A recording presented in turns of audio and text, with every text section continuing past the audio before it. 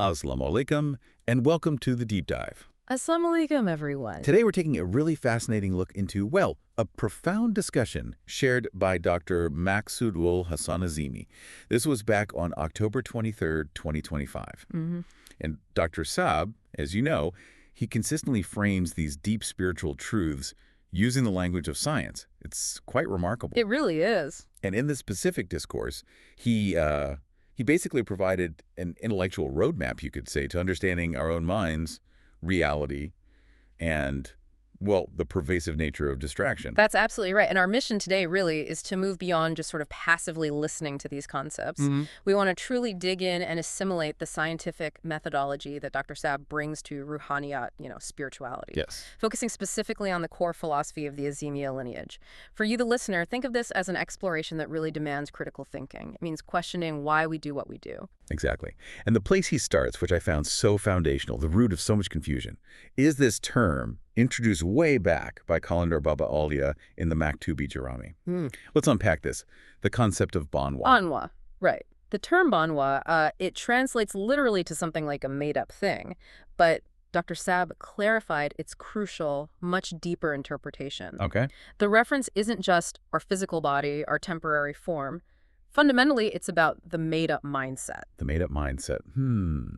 It sounds simple enough, but what does that self-created frame of reference actually mean in practice, like day to day? Well, it means we're operating almost constantly from a place built entirely on our pre-existing expectations and desires. Imagine like looking at the world through glasses tinted with your own demands. Right. That lens, that's the Banwa. And it dictates every decision, every preference, what you like, what you don't. Every single piece of incoming information gets colored by what we want to be true, not necessarily what is true. Wow. Okay.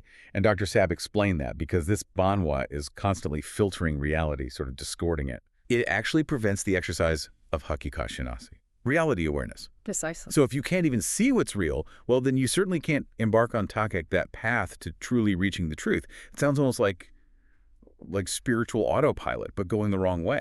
It is autopilot, but it's an autopilot driven by self-interest, by those desires. So, okay, if the Banwa is the obstacle, Dr. Saab was very clear about the actual purpose we are meant to achieve. Right, the positive goal. Exactly. He detailed the primary goal of human existence, and it's profound. It's to observe, to appreciate, and to deeply experience Allah's craftsmanship, his attributes, the sifat, and ultimately his self, his zat, as they are displayed across the entire cosmos. And this connects so directly to how we're designed, doesn't it? Dr. Saab explained that within each individual, Allah transferred a singular critical point of his self. He called it the Nukta-i-Zat. The Nukta-i-Zat, yes. And this point wasn't left empty or inert. It was endowed with reflections, or kajayat, of the divine attributes themselves. And these reflections form the very basis of our human capabilities, our salahiyat. So the potential is built in. Exactly. The design is perfect, really. The Nukta-i-Zat is supposed to utilize these inherent capabilities, these divine reflections living within us, to achieve a deep, personal understanding of the Creator. And there's a roadmap for this self-discovery, isn't there? Ancient wisdom, which Dr. Saab often cites, the Hadith. Man arafa nafsahu faqad arafa rabbahu. Whoever knows himself knows his Lord. It's fundamental. To truly know the self is to understand Rububiyat, which Dr. Saab described as Allah's comprehensive attribute of lordship. Basically the sum total of all divine attributes. Right. But the tragedy, according to Dr. Saab, and this is where the Banwa comes crashing back in, is that this whole beautiful process gets derailed. How so? Instead of cultivating istagna, which is that mindset of perfect detachment, or maybe contentment is a better word. Okay. We synchronize our minds, not with fitrat, which is nature or reality as it is, but with our own demands, our expectations. And this is where that demanding pattern kicks in. The chahiya, jahai, I want this, it should be this way, that constant internal pressure. That I want, I need, it must be so, loop. That brings us very neatly into the next major consequence of the Banwa that Dr. Saab discussed. What he called the Great Displacement. Yes, the Great Displacement. He emphasized that we consistently fail to prioritize the eternal, the final destination, the akhir, over our temporary worldly needs. And that misallocation of energy, that focus shift, is the definition of spiritual decay. And the core of this displacement, as Dr. Saab scientifically really precisely defines it, is this confusion between drives and desires.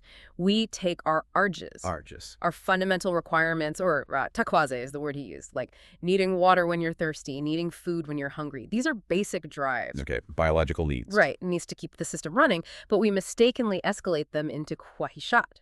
And khwahishat is more like greed or intense expectation, demanding desire. Can you give us a clearer framework for telling those apart? Because honestly, it feels like those lines get blurred so easily in daily life. They really do. Think of it this way. Taqwaze are the requirements to keep the human machine functioning. Eat when hungry, sleep when tired. These must be fulfilled simply to maintain the physical structure to survive. Got it. But when you turn that basic requirement into a demanding expectation, so not just needing food to stop being hungry, but absolutely needing a specific 5-course meal from that fancy restaurant right now. Okay, I see the difference. That is the Banwa, escalating a taqwaza into a khwahishat. It's adding layers of desire and attachment onto a simple need. And Dr. Saab points out the inverse failure, too, which he said is equally damning, maybe even more so. Yeah. We take the ultimate masad. The purpose of life, yes. And we somehow reduce it to a tawakko. Just a mere wish or a vague expectation. Exactly. Instead of viewing the purpose, understanding Allah, as a serious objective that demands intentional effort, real will, focused work, planning, materialization. Action. We treat it like something that should just sort of happen to us. Like, oh, I hope I become spiritual someday. Dr. Saab lamented that because of the Banwa, this made-up mindset, we neither correctly identify our necessary drives, the tuqwaze, nor do we properly commit to the ultimate purpose, the masad, resulting in a complete failure to fulfill either adequately. We mess up both the worldly and the spiritual. Wow.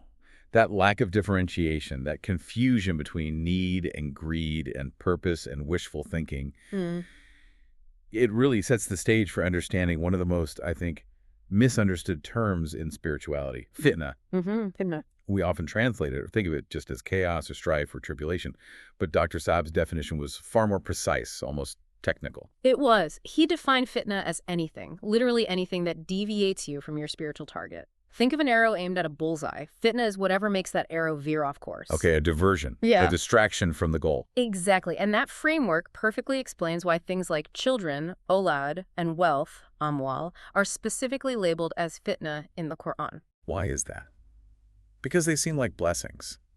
They are blessings, but Dr. Saab explained they become fitna because they breed the concept of milkiyat ownership. My children, my money. The sense of mine. Yes, and that sense of mine insidiously shifts our dependency away from Allah, the ultimate giver, onto our own perceived holdings or our offspring.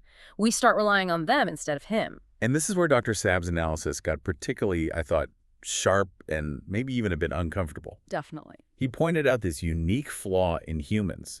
He said, we seem to be the only creatures who actually expect future returns from our children. Right. He used that powerful example. Think of a lioness. She hunts tirelessly for her cubs, feeds them, protects them, but she does it without any expectation that those cubs will eventually feed her when she's old and frail. No retirement plan based on the cubs. Exactly. But humans. We often raise children with an underlying, sometimes unspoken expectation of future support, future returns. That very expectation, Dr. Saab stated, is what chips away at our complete dependency on the divine provider. And that's how children, a blessing, can become a distraction, a fitna. That's a challenging perspective. And to really solidify this concept that everything ultimately is Lala for Allah, Dr. Saab offered this incredibly deep analysis of Yawmuddin, from Surah Al-Fatiha, often translated as Day of Judgment. He suggested, provocatively, that it doesn't just denote a day on some future calendar, but rather it refers to the underlying structure or the fundamental state of the entire system of existence. The state of the system, not just the day. That's a massive philosophical shift in understanding. It really is. And Dr. Saab connected this structural understanding directly to the verse, Yom la tamliku nafsun li nafsin shan. On that structure, or in that state, no soul owns anything belonging to another soul. Exactly. So if we adopt that mindset now, in this life, we realize that all our actions, our umrah, are ultimately designed for Allah, enabled by Allah. Even something as simple as drinking water. It's only possible because Allah designed the system, the fitra, the biology, the water itself. It's not solely because we commanded ourselves to drink. That difference in perspective is the difference between Banwa thinking and divine reality. That's profound. So if everything, our skills, our wealth, our children, even our most basic bodily functions, is ultimately a divine atta, a gift from Allah, then claiming any of it as fundamentally mine is the ultimate expression of that Banwa mindset. And that is what blocks the path back to the divine source. It's the ego claiming ownership over divine gifts. Precisely. Now, okay, if we accept this reality, if we see the Banwa for what it is, the crucial question becomes, how do we actually shift our perception? How do we break free? Right, the practical application. Yeah. And here, Dr. Saab explained the deep intrinsic connection between language, words, and the mind.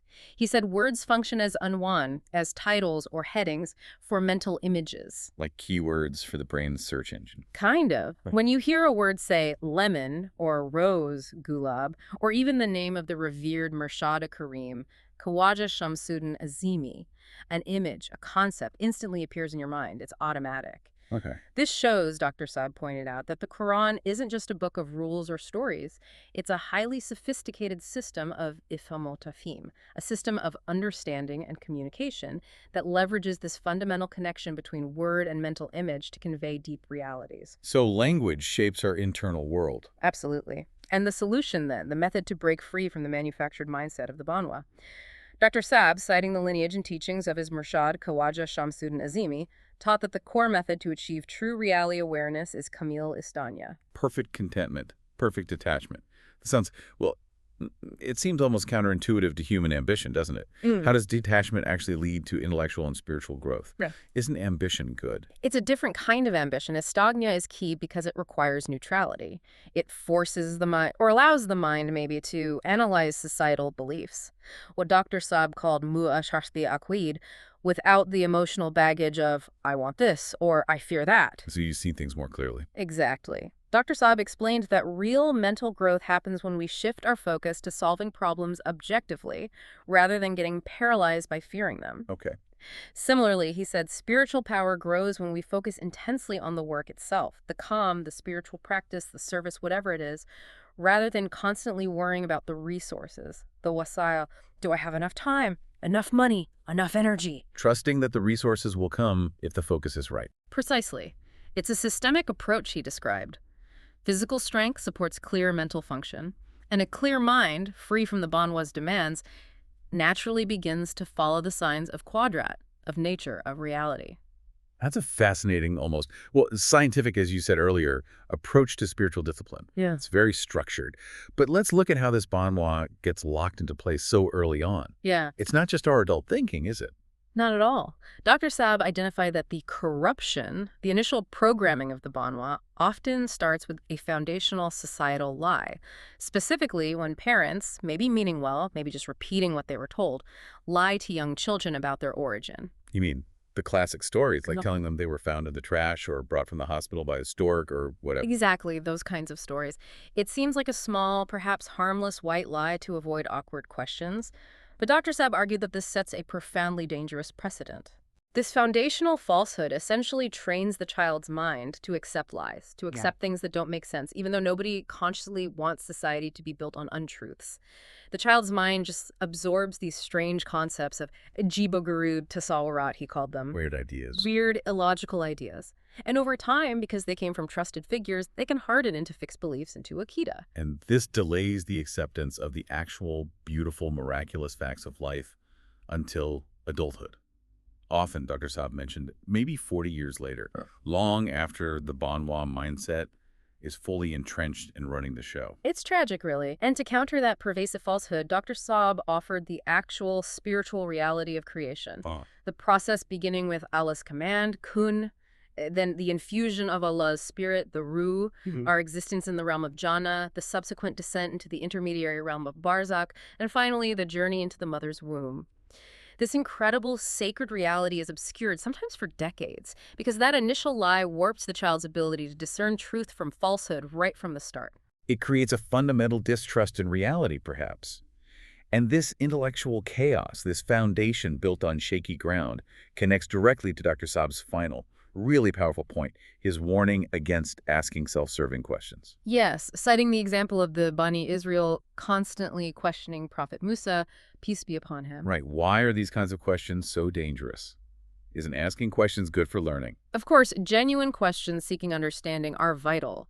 But Dr. Saab asserted that these specific kinds of questions, the ones like the Bani Israel asked, are often asked not for clarity, not for genuine understanding, But for? primarily to justify or cover up pre-existing personal desires and wishes.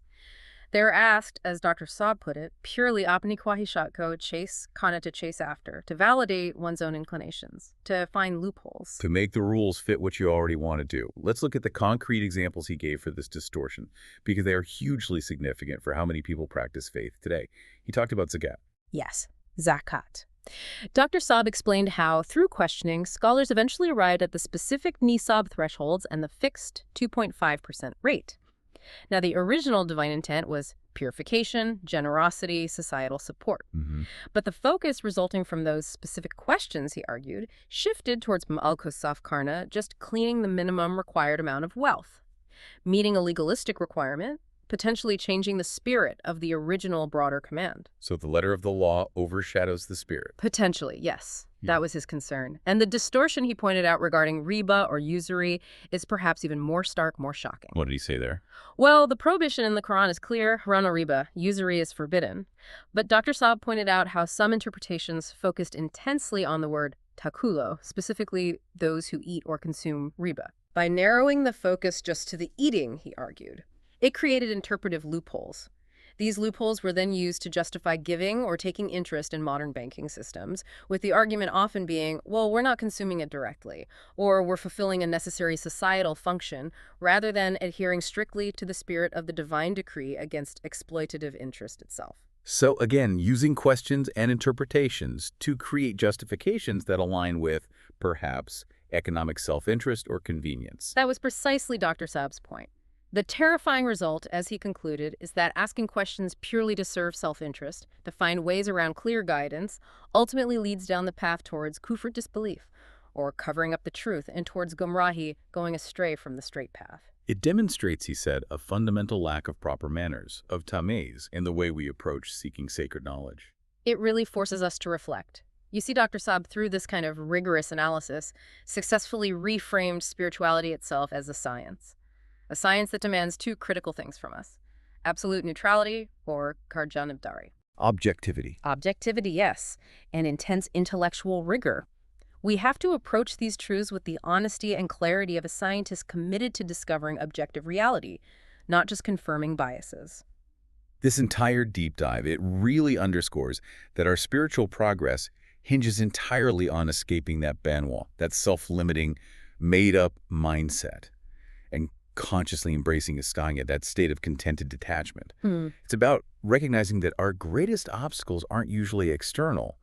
They're the expectations, the demands, the desires we build up inside ourselves. Indeed. And understanding this framework, the one Dr. Saab laid out so clearly, it allows us, you, the listener, to potentially move past those limitations, maybe inherited from family or early education, not by disrespecting those sources, No, not at all. but by fulfilling our God-given capacity to engage with and understand a greater, deeper truth. It's about growth, not rejection. That's a wonderful way to put it. Thank you so much, truly, to all our listeners for your time today, for joining us in this exploration of Dr. Maqsood Azeemi's profound analysis. We really sincerely hope this discussion proves beneficial for you on your own path. Yes, absolutely. And if you found these insights valuable, if something resonated with you, please do consider forwarding this discussion to your friends, especially those who you know often ask about Ruhaniyat, about spirituality, and specifically about the philosophy and path of the Azeemi lineage, the Silsila-e-Azemiya. That's right. When you share it, when you forward it, it genuinely helps YouTube get this video, this discussion, out to more people who might be seeking this kind of knowledge. It really helps the conversation reach further. And of course, if you haven't already, please do subscribe to the channel and like this video if you found it helpful. Your engagement makes a big difference. It really does. Thank you again for being with us. We're praying for you too, for your clarity and growth. Allah Hafiz to all. Allah Hafiz, everyone.